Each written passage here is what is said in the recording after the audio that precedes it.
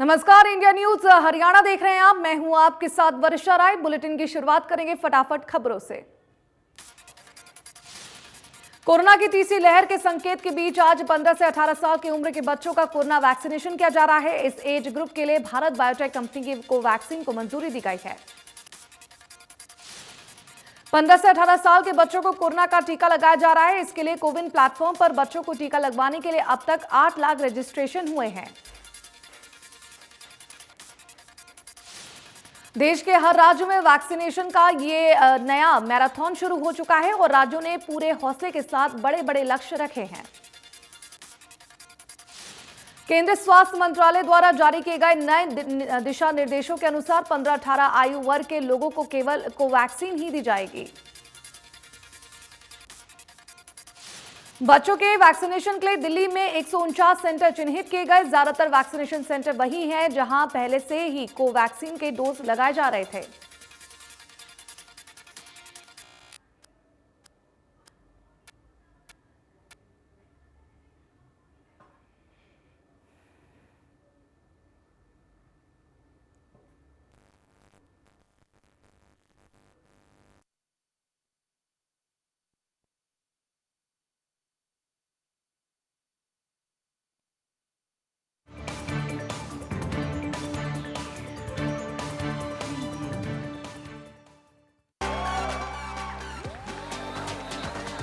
दौड़ेगा भागेगा, बाबा all season के लिए कुछ भी करेगा। I am a man of all season.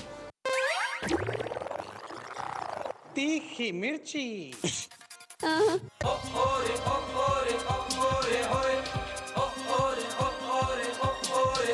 होए होए पंजाब दा चुनाव आया, होए होए पंजाब दा चुनाव आया।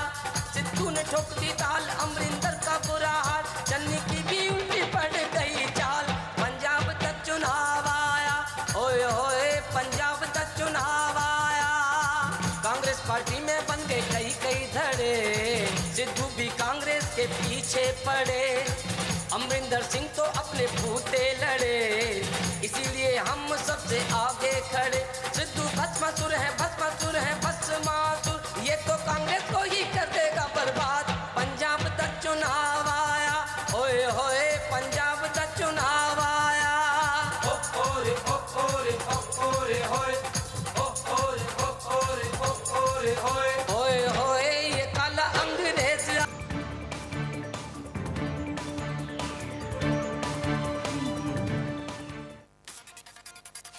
कोरोना की तीसरी लहर के संकेत के बीच आज 15 से 18 साल की उम्र के बच्चों का कोरोना वैक्सीनेशन किया जा रहा है। इस एज ग्रुप के लिए भारत बायोटेक कंपनी की कोवैक्सीन को मंजूरी दी गई है। 15 से 18 साल के बच्चों को कोरोना का टीका लगाया जा रहा है। इसके लिए कोविन प्लेटफॉर्म पर बच्चों को टीका लगवाने के लिए अब तक 8 लाख रजिस्ट्रेशन हुए हैं। देश के हर राज्य में वैक्सीनेशन का ये नया मैराथन शुरू हो चुका है और राज्यों ने पूरे हौसले के साथ बड़े बड़े लक्ष्य रखे हैं। केंद्रीय स्वास्थ्य मंत्रालय द्वारा जारी किए गए दिशा निर्देशों के अनुसार 15-18 आयु वर्ग के लोगों को केवल कोवैक्सीन ही दी जाएगी। बच्चों के वैक्सीनेशन के लिए दिल्ली में 159 सेंटर चिन्हित किए गए हैं। ज्यादातर वैक्सीनेशन सेंटर वही हैं जहां पहले से ही कोवैक्सीन के डोज लगाए जा रहे थे।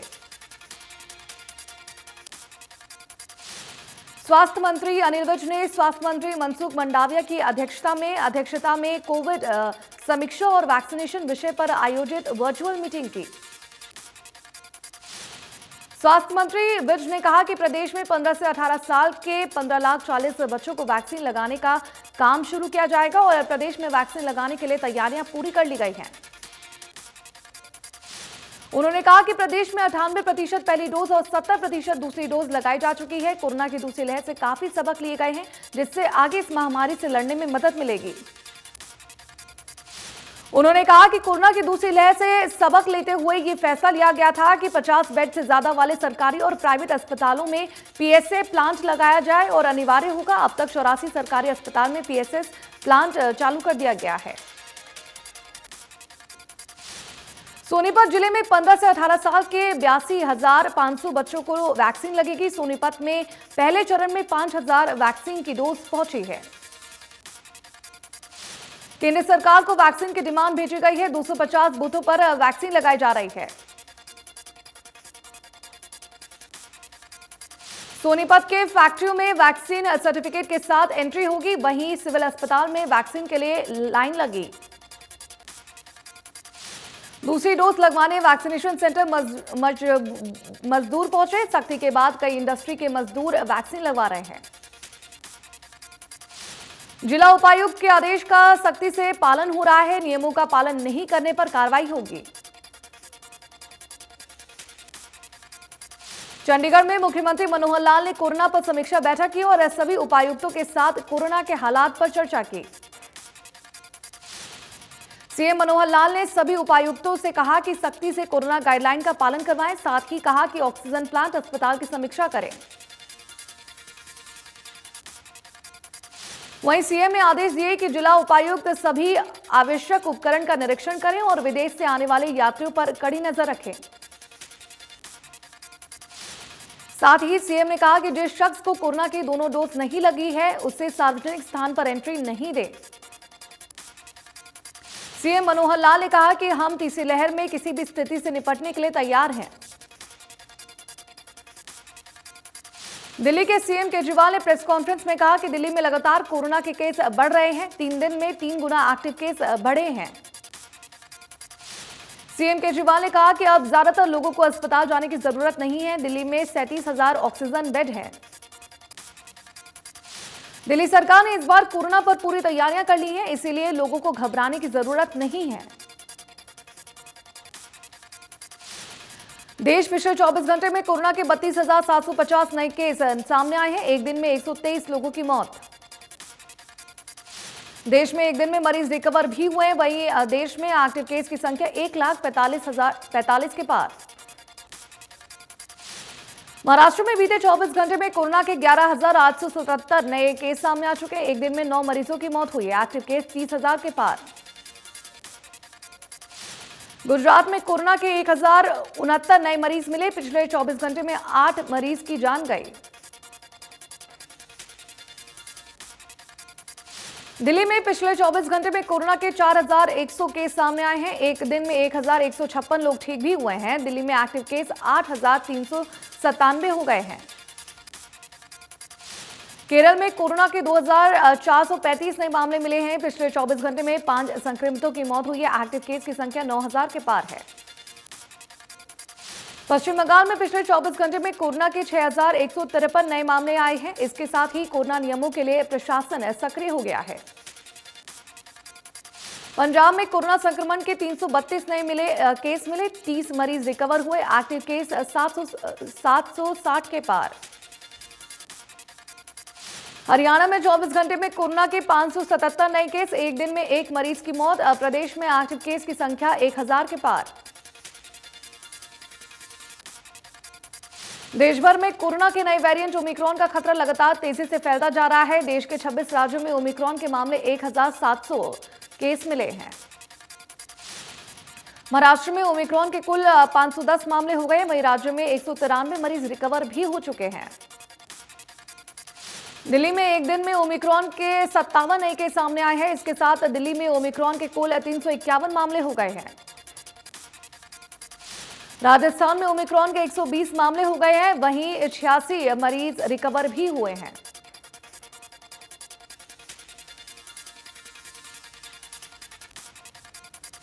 मध्य प्रदेश में ओमिक्रॉन के 9 केस मिले हैं। लोगों से मास्क पहनने की अपील की जा रही है।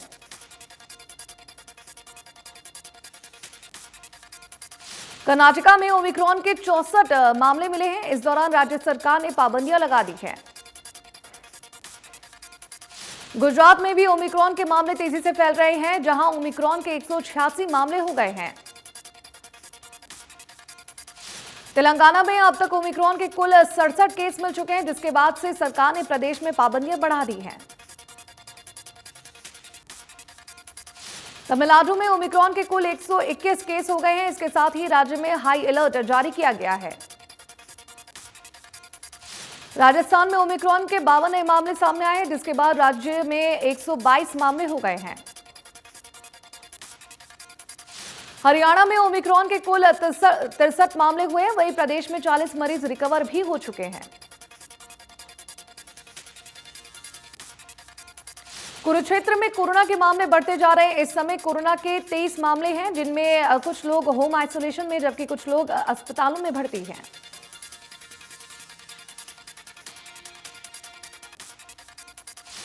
कोरोना के बढ़ते मामलों के चलते फरीदाबाद में पार्कों को भी बंद करने के आदेश दिए गए हैं। फरीदाबाद के टाउन पार्क में छुट्टी का दिन होने के चलते काफी संख्या में लोग पहुंचे थे, लेकिन पुलिस ने पार्क के सभी दरवाजों को बंद करवा दिया है। पुलिस की तरफ से लोगों को बार बार समझाया जा रहा है कि कई लोग ऐसे थे जिन्हें प्रतिबंधों के बारे में जानकारी नहीं थी, इसीलिए वे छुट्टी मनाने के लिए पार्क में पहुंचे थे। हरियाणा सरकार द्वारा आज से सभी सार्वजनिक जगह, बस अड्डा, मॉल और सरकारी कार्यालयों में डबल वैक्सीनेटेड होने के बाद ही एंट्री के आदेश लागू हो गए हैं। इंडिया न्यूज हरियाणा के रियलिटी चेक में बल्लभगढ़ बस अड्डे पर सरकार के आदेश की धज्जियां उड़ती हुई दिखाई दी हैं। बस अड्डे कर्मचारियों की तरफ से डबल वैक्सीनेशन की जांच गंभीरता से नहीं की जा रही है। यहां तक कि कई लोग बसों में बिना मास्क के ही सफर करते हुए दिखाई दिए। इंडिया न्यूज हरियाणा द्वारा जब रियलिटी चेक किया गया तो आनंद फानन में कर्मचारियों ने लोगों के मास्क और वैक्सीन की डोज को चेक करवाना शुरू किया। कोरोना के बढ़ते हुए मामलों को देखते हुए प्रदेश में अलर्ट जारी होने के बाद अंबाला पुलिस बिना मास्क घूमने वालों पर कार्रवाई करती नजर आई। पुलिस ने शहर के चौक चौराहों पर चेकिंग अभियान चलाया है, जिसके तहत लोगों के मास्क चेक किए जा रहे हैं और बिना मास्क वालों को पुलिस द्वारा चालान भी काटा जा रहा है।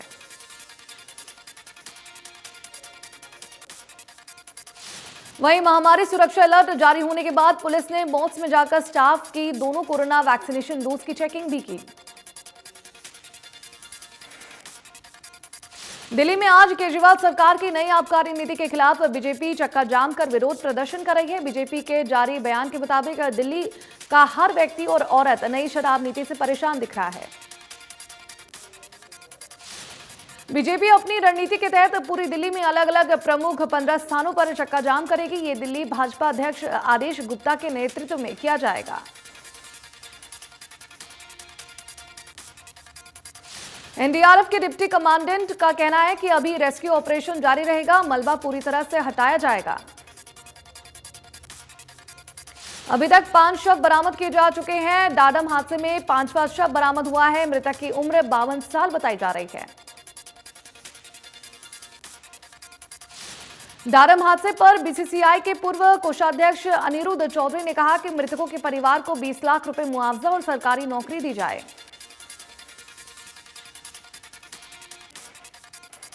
डाडम में पहाड़ खिसकने की घटना को लेकर खनन मंत्री मूलचंद शर्मा ने कहा कि विपक्ष का काम सवाल उठाना है।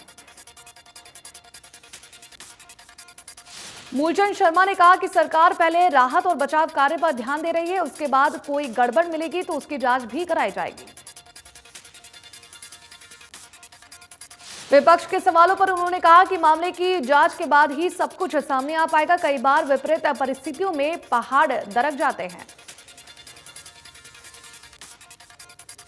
यमुनानगर में अवैध खनन के आरोपों पर खनन मंत्री ने कहा कि लाइसेंस लेने के बाद ही वहां खनन किया जा रहा है और 180 करोड़ रुपए राजस्व प्राप्त हो रहे हैं। मूलचंद शर्मा ने कहा कि यमुनानगर में किसी भी तरह का अवैध खनन का मामला सामने नहीं आया है। लाइसेंस के बाद जगह को चिन्हित किया जाता है, उसी के तहत खनन होता है। भूपेंद्र सिंह हुड्डा ने कहा कि सुप्रीम कोर्ट के मुताबिक अरावली की पहाड़ियों में माइनिंग पर रोक थी, इसके बावजूद माइनिंग की जा रही थी। ग्राउंड वाटर सेल ने भूजल सर्वे रिपोर्ट जारी की है। सोनीपत का भूजल स्तर 146 मीटर बढ़ा है। इस साल जिले में रिकॉर्ड बारिश हुई है। जिले का औसतन भूजल स्तर 10.74 हो गया है। अलग अलग खंड में भूमिगत जल सुधार, वहीं मुंडलाना ब्लॉक में सबसे ज्यादा सुधार मिला है। महम में सहकारी चीनी मिल के गेट पर किसानों ने ताला जड़ दिया है। किसानों का कहना है कि पिछले 3 दिनों से महम मिल बंद पड़ा है, जिससे किसानों को परेशानियों का सामना करना पड़ा है। 3 दिन से मिल बंद है और अधिकारी कोई ठोस जवाब देने की बजाय किसानों के साथ दुर्व्यवहार करते हुए नजर आए। गुस्साए किसानों ने कहा कि अब तक मिल सुचारू रूप से नहीं चलेगा, तब तक ताला नहीं खुलेगा। किसानों का आरोप है कि जानबूझकर मिल को बंद किया जाता है। जिन मशीनों को मिल कर्मचारी चलाते थे, उनको अब ठेके पर दे दिया जाएगा। गुरुग्राम के सेक्टर 38 में मूलभूत सुविधाओं अंबार लगा है, जिसकी शिकायत नगर निगम को WHO कई बार दे चुका है, इसके लेकिन समस्या का समाधान नहीं मिला है।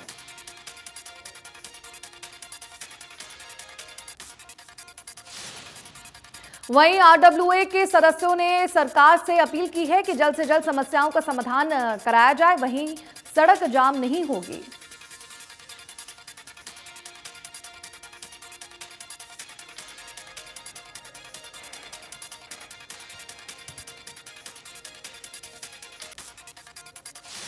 रोहतक में 3 महीने पहले हत्या के मामले को सुलझा लिया गया, जिसमें एक आरोपी को गिरफ्तार किया गया है। पुलिस जानकारी के मुताबिक आरोपियों ने लूट के इरादे से हत्या की वारदात को अंजाम दिया। फिलहाल पुलिस आगे की कार्रवाई में जुट गई है। बहादुरगढ़ पुलिस ने छारा गांव में कुख्यात बदमाश विकी उर्फ कालिया को अवैध हथियारों के साथ गिरफ्तार किया है। पानीपत में तेज रफ्तार कैंटर ने कार चालक को टक्कर मार दी है। इस दौरान कार में सवार एक शख्स की मौत हो गई, जबकि एक घायल हो गया, जिसका इलाज अस्पताल में चला है। 1 जनवरी 2022 से ग्राहकों को फ्री ATM ट्रांजैक्शन लिमिट पार कराने पर अधिक भुगतान वसूला जाएगा। बैंक ग्राहकों को हर महीने गैर मेट्रो शहरों में 5 बार फ्री निकासी की सुविधा देते हैं। इसके बाद हर निकासी पर चार्ज करते हैं। अब ये चार्ज महंगा होगा और GST भी लगेगी। पानीपत की जेल में बंद हत्या के आरोप में 2 कैदियों ने फांसी लगाकर आत्महत्या कर ली। फिलहाल पुलिस ने मामला दर्ज कर लिया है।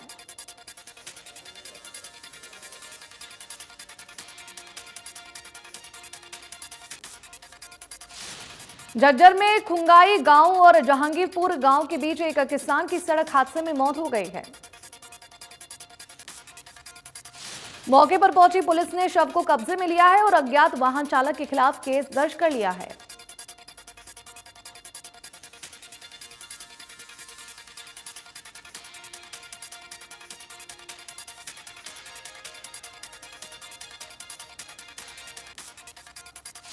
लगातार बढ़ रही ठंड की वजह से गेहूं की फसल को फायदा है, तो वहीं धुंध और प्रदूषण वातावरण में बना हुआ है।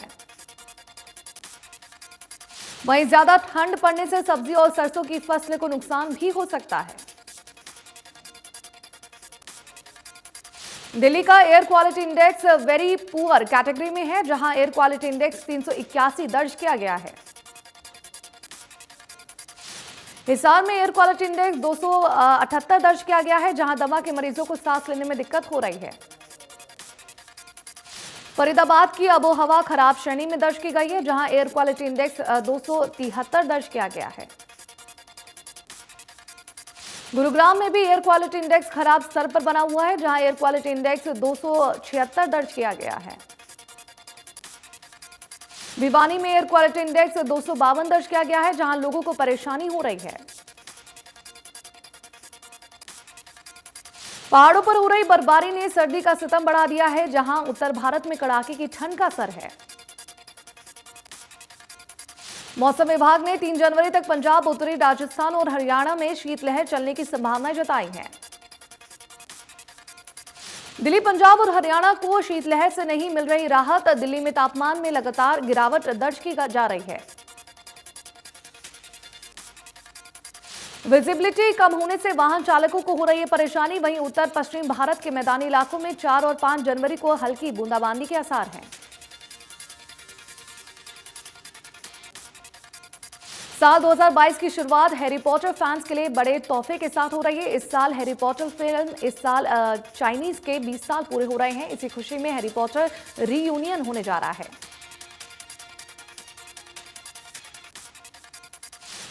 हॉलीवुड की most awaited film the Batman का ट्रेलर रिलीज हो चुका है, जिसमें रॉबर्ट पैटिसन नजर आ रहे हैं।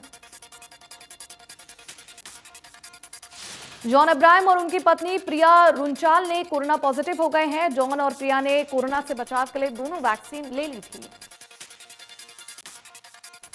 जॉन अब्राहम ने बताया कि वे खुद और अपनी पत्नी प्रिया कोरोना पॉजिटिव हैं और उनमें कोरोना के हल्के लक्षण दिखाई दे रहे हैं। दोनों ने खुद को क्वारंटाइन कर लिया है।